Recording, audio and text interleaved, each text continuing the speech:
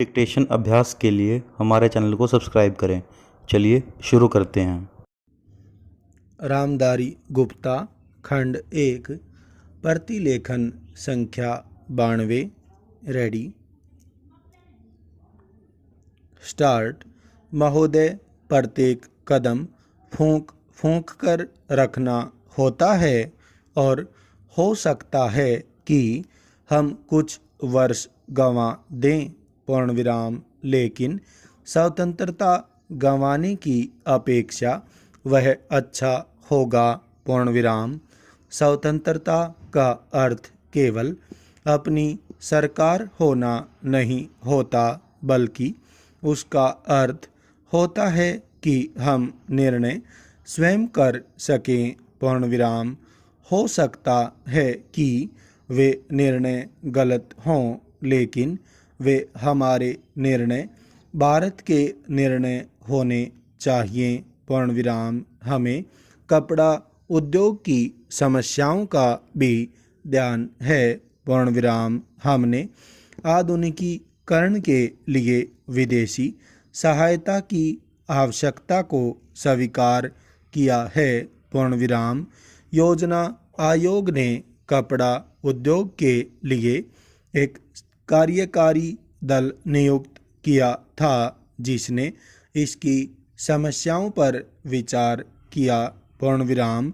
सिद्धांत रूप में यह निर्णय किया गया कि वित्तीय अभिकरणों के द्वारा धन उपलब्ध कराया जाए पूर्ण विराम।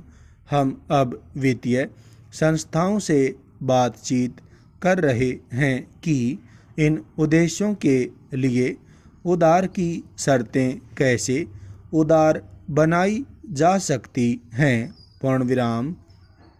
आपने बंगलुरु की घटनाओं और बम्बई में लिए गए हमारे कुछ निर्णयों की भी चर्चा की है पूर्ण विराम।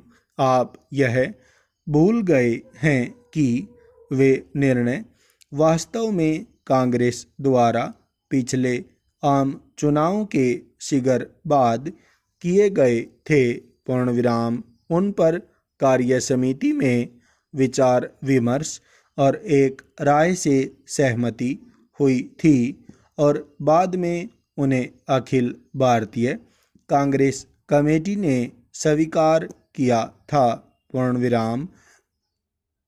बंगलुरु में हमने केवल मोटे तौर पर नए सिरे से दिशा निर्देश दिया था पूर्ण विराम। इसमें कोई संदेह नहीं कि जब तक देश उस दिशा की ओर न बढ़े तब तक वह प्रगति नहीं कर सकता पूर्ण विराम।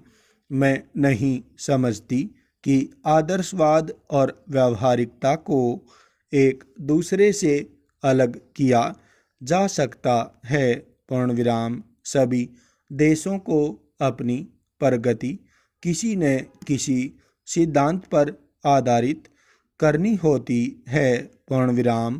प्रश्न केवल यह नहीं है कि भारत में क्या हो रहा है, बल्कि प्रश्न परिवर्तन की उस लहर का है जो दुनिया भर में देखी जा सकती है पूर्ण विराम।